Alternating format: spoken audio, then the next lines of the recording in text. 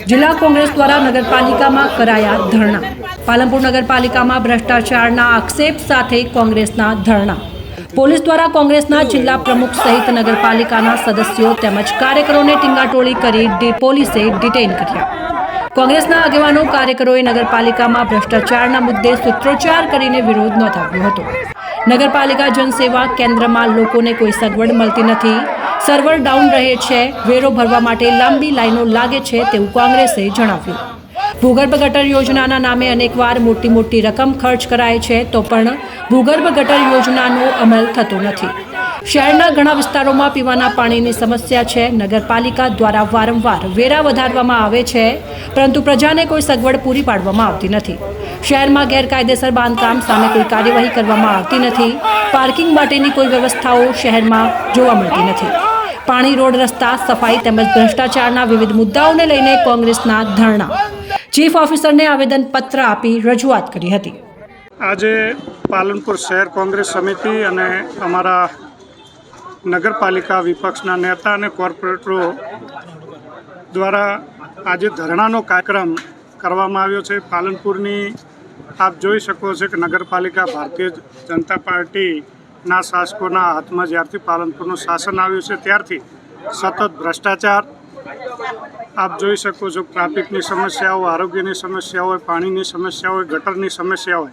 આજે પાલનપુર શહેર કે જેને આપણે કહી શકતા હતા કે એક પાલનપુર શહેર એટલે સમૃદ્ધ નગરી, સ્વચ્છ નગરી, અને પાલનપુરમાં જ્યારે કોંગ્રેસનું શાસન હતું ત્યારે નગરપાલિકામાં ખૂબ સારો વહીવટ હતો। આજે ભારતીય જનતા પાર્ટીના નગરપાલિકાના શાસનની અંદર ભ્રષ્ટાચાર પણ એટલો માજા મૂક્યો છે કે આપણે જોયું છે કે લક્ષ્મીપુરા, ગણેશપુરાની અંદર હમણાં પાઇપલાઇન નાખવામાં આવી, એમાં પણ ભયંકર ભ્રષ્ટાચાર થયો।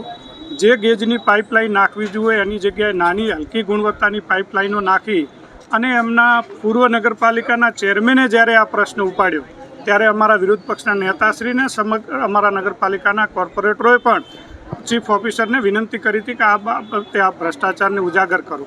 આજે પાલનપુર શહેરની પ્રજા ત્રાહિમામ છે, ખૂબ ભયંકર રીતે ભ્રષ્ટાચાર થઈ રહ્યો છે, ત્યારે એના વિરોધમાં અમે આજે ધરણાનો અને પ્રતિક ઉપવાસનો કાર્યક્રમ કર્યો છે। નગર ભાજપનું શાસન વર્ષોથી ચાલી રહ્યું છે।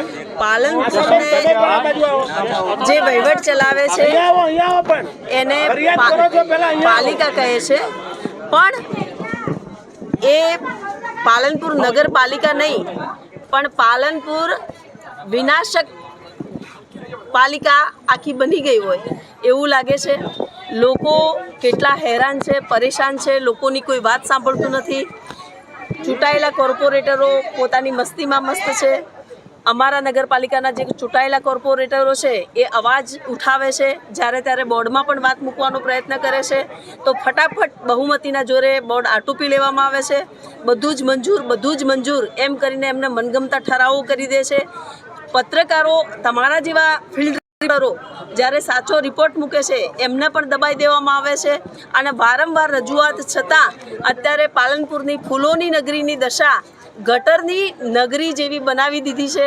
આ નગરપાલિકાના જે ભાજપના કોર્પોરેટરો છે એમના માથે જેમ પાલનપુરમાં રખડતા ઢોરો અને આખલાઓના માથે કોઈ નાથ નથી એમ આમના ભ્રષ્ટાચારના માથે પણ કોઈ નાથ નથી એવું લાગે છે। પાલનપુરની પ્રજા એ ખૂબ સક્ષમ છે, જાગૃત છે અને આ વખતે એ જે ભ્રષ્ટાચારની વગર નાથના આ જે ચરવા ટેવાયેલા છે એમને પાલનપુરની પ્રજા નાથ નોખશે એવી અમને અપેક્ષા છે।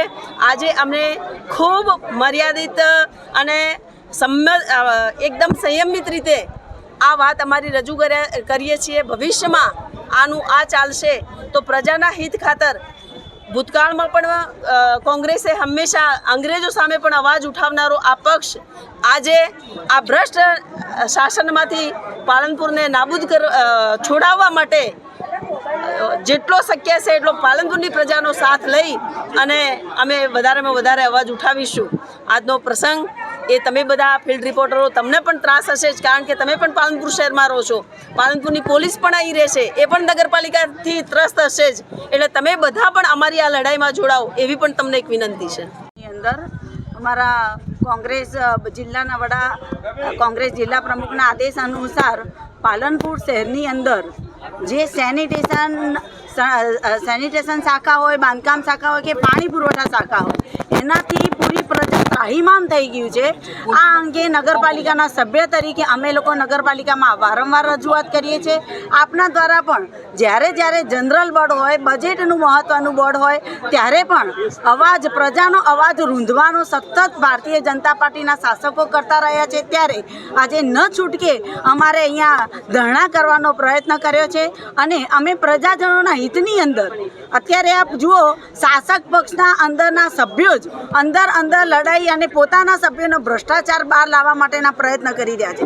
તાજેતરમાં પીવાના પાણીની પાઇપો હોય, પેપરમાં પણ આવ્યું હતું કે એક પાઇપની અંદર 500 રૂપિયા, 1100ની જગ્યાએ 500 રૂપિયાની પાઇપો ઉતારી ચોખ્ખું મોટું કૌભાંડ આચર્યું. સેનિટેશનની અંદર પણ જે કચરાના સ્ટેન્ડ હોય, ડોર ટુ કચરા કલેક્શન હોય, કચરાના સ્ટેન્ડ હટાવવા માટેના જે સ્ટેન્ડ અત્યારે 1 લાખ રૂપિયાના જે ખર્ચ પાડી બનાવવામાં આવે છે, માત્ર ને માત્ર પેપર પર પૈસા બનાવવા માટે, ખાવા માટે જ આ બિલો બનાવવામાં આવે છે. સાચા અર્થની અંદર પાલનપુરની પ્રજા નગરપાલિકાના શાસિત પક્ષથી ત્રાહિમામ છે. ત્યારે અમારે અત્યારે તમામ અમારા ભારતીય જિલ્લા કોંગ્રેસના આદેશ અનુસાર ધરણાનો કાર્યક્રમ કર્યો છે. આગળ પણ જો લોકોના હિતની અંદર આની અંદર સફળતા નહીં મળે અને આ શાસક નગરપાલિકાની અંદર જો એ લોકો પ્રજાજનોના પ્રશ્નોને ઉકેલવાનો પ્રયત્ન નહીં કરે તો આગામી દિવસોની અંદર અમારે આકરા ગાંધી ચિંધ્યા માગરે પગલાં ભરવાની ફરજ પડશે. જે આપણે જે અત્યારે જાણ કરી કે કોંગ્રેસના સભ્યો દ્વારા ધરણાઓ યોજાયેલા છે નગરપાલિકા આગળ, તેમની જે કંઈ રજૂઆત હશે તે નિયમ મુજબ તેની ચકાસણી કરી અને તે રિઝોલ્વ કરવા માટેના પૂરતા પ્રયત્નો કરવામાં આવશે. હજુ સુધી તેમણે ઓફિશિયલી મારી આગળ કોઈ રજૂઆત મૂકેલી નથી. તે જ્યારે પણ આવેદન આપશે કે રજૂઆત કરશે તો તેમના પ્રશ્નોનો નિકાલ કરીશું. અગાઉ કોઈ રજૂઆત એમની આવેલી છે? ના, અત્યારે આ બાબતે કોઈ મારી પાસે રજૂઆત આવી નથી. ધરણા શેના બાબતે યોજાય છે તે બાબતની પણ રજૂઆત હજુ મને મળેલી નથી.